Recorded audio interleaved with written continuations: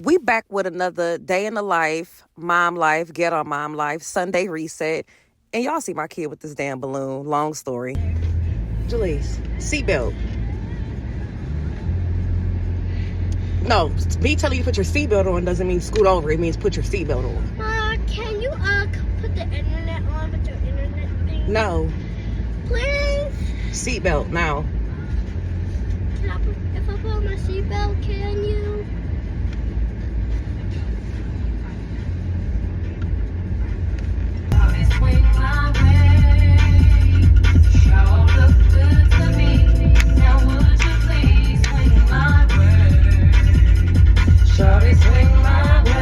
Y'all, it was such a beautiful day out. It was just the perfect day to actually get outside and enjoy some sun.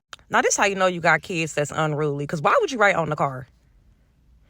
So here we are just walking into the mall.